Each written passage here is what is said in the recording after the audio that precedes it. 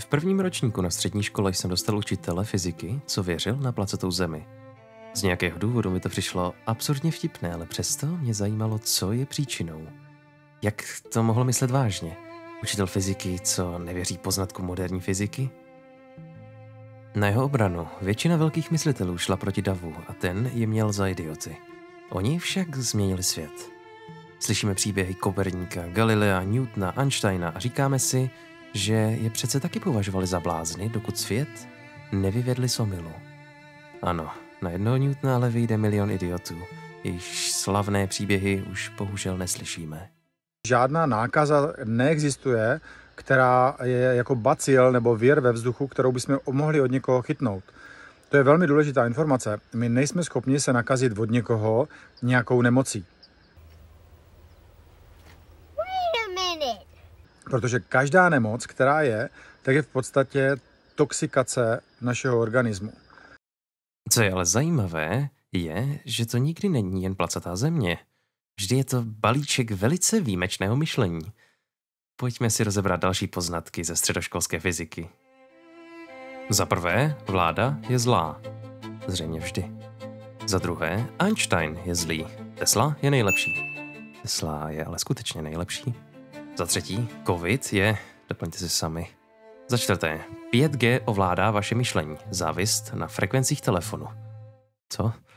Za páté, Amerika je nejvíc zlá. Za šesté, přistání na Měsíci bylo nahrané. Vidíš tam ten obličej? Tady, vidíš ten obličej toho člověka? Kde se tam vzal v tom vesmíru? Kde se vzal v tom vesmíru ten člověk? Tady, podívej se. Vidíš to?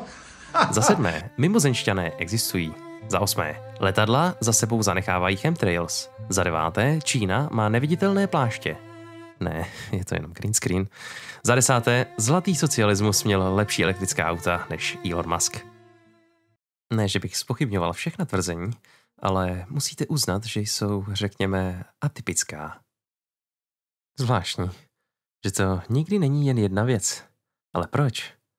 Hrozný hlupák, týpek si myslí, že je země placatá. To je idiot. Smáli jsme se mu všichni, učitelé, žáci, rodiče. Jak ale jednat s idioty? Dobrá otázka, ale nejdříve je důležité si uvědomit jeden podstatný detail. My jsme idioti také. Všichni se fyzikáři smáli, moje matka ale také věří v placatou zemi a přišlo mi proto trochu ošklivé tomu starému muži nadávat. Schválně jsem se pokusil zeptat svých spolužáků, proč věří v kulatou zemi. A jejich odpovědi byly špatné, a možná ještě zdaleka horší než odpovědi fyzikáře. Zkusil jsem tedy toho muže pochopit a netrvalo to dlouho a už jsem byl jeho nejoblíbenější student. Což trochu bolelo. Zkuste se rozhlédnout kolem sebe. Co vidíte? Já to nevím, ale pokud je ve vaší místnosti alespoň nějaké světlo, tak vidíte drobnou část elektromagnetického záření. Určitým druhem světla je vlastně veškerý elektromagnetismus, což je černá magie našeho světa. Proč ale vidíte modrou, ale už nevidíte rádiové vlny? Proč světlo, které ohřívá vaši mikrovlnce, není vidět? Proč rentgenové záření není vidět? Někteří živočichové dokáží vidět mnohem více než my. Některé ryby, ptáci nebo včely. Strášek kudlánkový například dokáže vidět ultrafialové záření. Lidské oko má 3 typy fotoreceptorických buněk. Strašek jich má až 16. Někteří hadi naopak dokáží vidět infračervené světlo, díky čemuž vidí teplo. My lidé ale vnímáme přibližně od 380 nanometrů do 780 nanometrů. Evoluční teorie tvrdí, že více jsme jednoduše k přežití nepotřebovali. To, co tedy vidíte, je jen zlomek toho, co tam skutečně je. No a? Zvažte ale, že každý jeden smysl vašeho těla byl vyvinut tak, aby zajistil přežití, a ne, aby vám ukázal skutečnost. Co to vůbec tedy je ta skutečnost? Jak hloupá a přesto zjevná otázka to je. Sluch, ku příkladu, je, tohle vám ve fyzice neřeknou, pouze změna tlaku, kterou registruje vaše ucho. Ovšem, také jde jen o spektrum. Teplo, tohle vám zase na fyzice bohužel neřeknou, alespoň ne na té mé, je pouze rychlost pohybu částic. Čím rychlejší, tím teplejší. Proto rychle se pohybující věci pálí. Ale znovu jde jen o spektrum. Čertu s tím, to, co vidím, ale nejsou nějaké sněžné vlny, ale barvy, nádherné a krásné. To, co slyším, je epická hudba od Mozarta, ale tenhle osobní prožitek mého vědomí, kvalia, nemusí být stejný. K různým věmům můžu připojit různé prožitky, ale co když bych rád znal skutečnost? Pravdou je, že náš mozek není stvořen pro skutečnost. Čím více jsem, samozřejmě nechtěně, hrál vlka v roušce beránčí, tím více se mi fyzikář otevíral. Měl jsem to štěstí, že mi v té době připadla do ruky kniha od Daniela Kahnemana Myšlení rychlé a pomalé. V ní autor detailně rozebírá své poznatky o lidské mysli. Nás, ale pro naše účely, zajímají zejména kognitivní chyby. Biasy. Všichni určitě znáte optické iluze. K nim dochází, když náš vizuální systém chybně interpretuje senzorické věmy. Podívejte se na barvu políčka A a B. Jsou stejné barvy. Vidíte tyhle dvě kolečka? Jsou stejné velikosti. Tyhle křivé čáry, to jsou přímky. Odstín dinosaurů, stejný. Neškodné kouzelnické triky říkáte?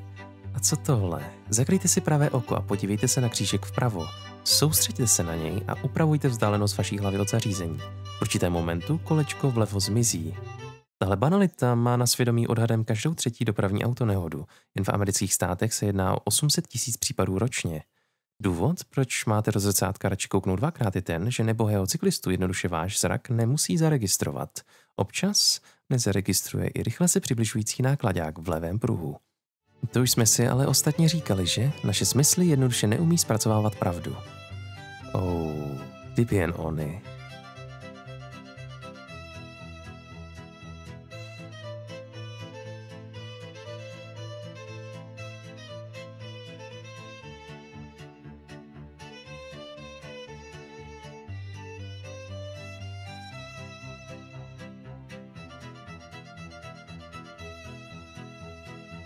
Největším problémem je, že chybné vstupy z našich smyslů jsou následně i chybně interpretovány.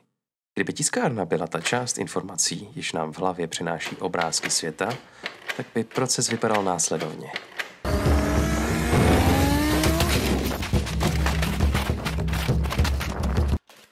Můžete namítnout, že tohle je příliš brutální a že to, jak vnímáme svět, není tak moc znásilněně zkreslené. Ale opak je pravdou. Naše já systematicky chybuje v určitých mentálních úkonech. Jelikož je svět kolem nás nesmírně složité místo, je životně nezbytné si spoustu těžkých úkolů ulehčit. Kognitivní zkreslení. Kognice, neboli naše poznávací procesy jako vnímání, pozornost, paměť, myšlení či řeč, dělají chyby, a to skoro ve všem. Po vzoru optických iluzí si nyní zkusme udělat malý test. Opravdu se jej pokuste vyplnit pečlivě a poctivě.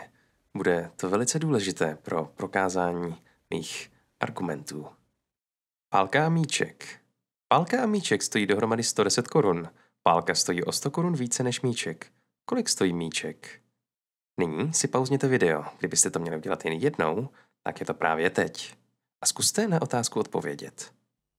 Pokud jste jako většina lidí, tak se nebudete obtěžovat s přemýšlením a zvolíte intuitivní odpověď. Míček stojí 10 korun a pálka 100. What's interesting about that problem, and it was divided especially for that, is that everybody has an idea immediately. And everybody thinks 10 cents comes to mind immediately. We know that happens. Now, 10 cents is the wrong answer.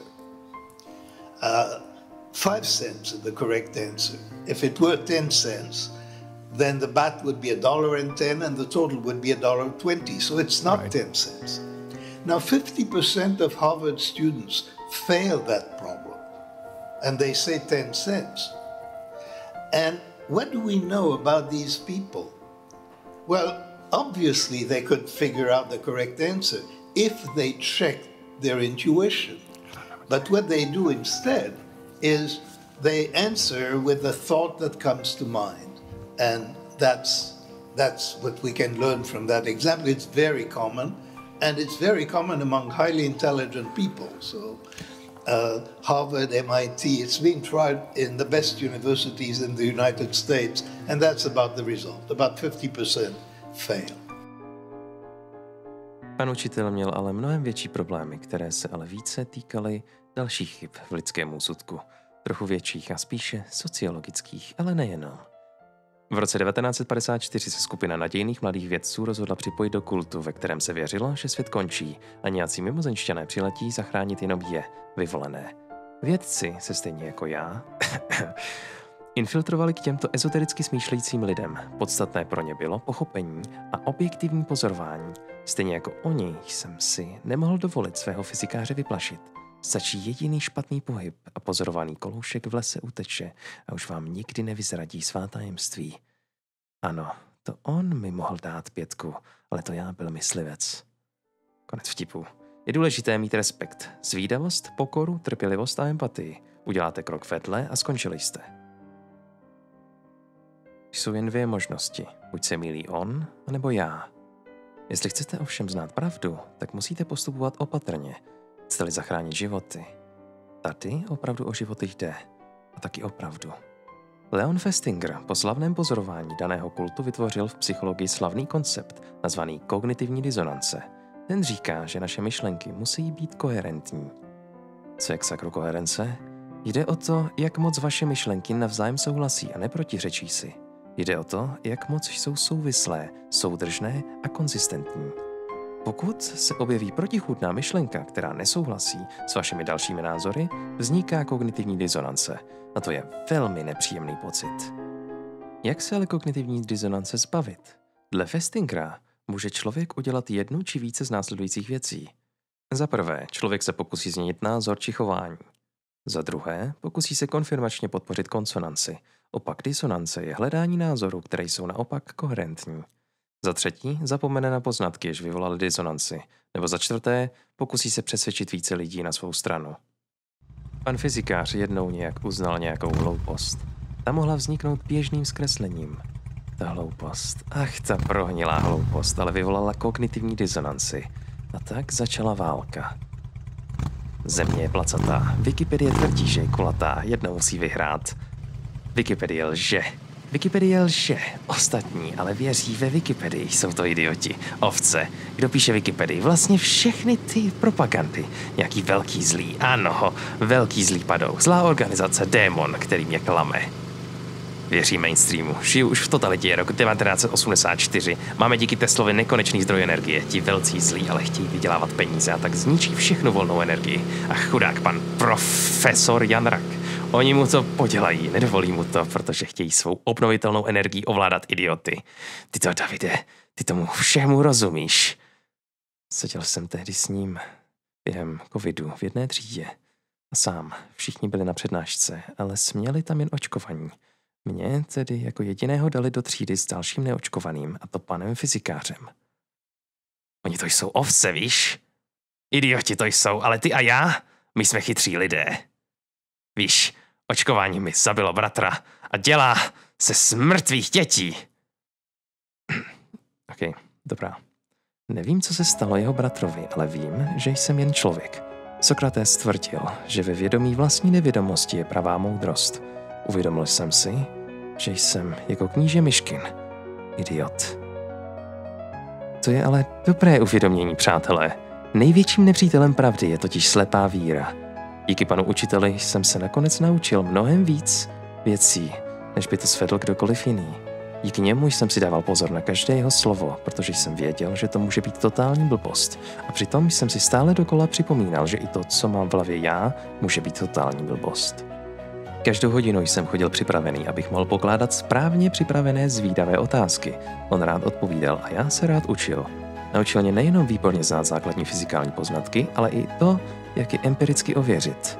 Především mě však učil psychologii. A to mu nikdy nezapomenu. Co ale dělat s tím, že jsme idioti? Nejlepší asi bude, když zmobilizujeme veškeré naše síly k tomu, abychom našli někoho chytřejšího, než jsme my sami. Vždy tu někdo bude, nebojte. Jsou různé kategorie vědění a na různé věci budou různí chytří lidé. Ti budou také idioti, ale také najdou někoho chytřejšího. Směřujeme totiž k výšinám. Míříme správným směrem a kompasem je nám budiž pravda. Když chytrý se učí od chytřejšího a ten zas od chytřejšího a ad infinitum, tak přece i hlupák jedná v zájmu toho nejchytřejšího. A to už není špatné. Spousta lidí, když vidí idiota, tak cítí jistou nadřazenost či nechuť. Já ovšem cítím smutek, protože vím, že stejný idiot jsem zas já, pro někoho chytřejšího, kdo se dívá na mě. Pokud se mám rád, tak se chovám k hlupákům s co největší pokorou, respektem a trpělivostí. Však to je to, co ostatně chci já od těch lepších, než jsem já. V našem světě však ve skutečnosti neexistují idioti. Jedná se o relativní škálu, která podléhá subjektivním soudům. Mimo naše hlavy ale neexistuje. Pro jednoho jste hlupákem, pro druhého jste bláznem, pro třetího jste géniem a pro čtvrtého nejste ničím.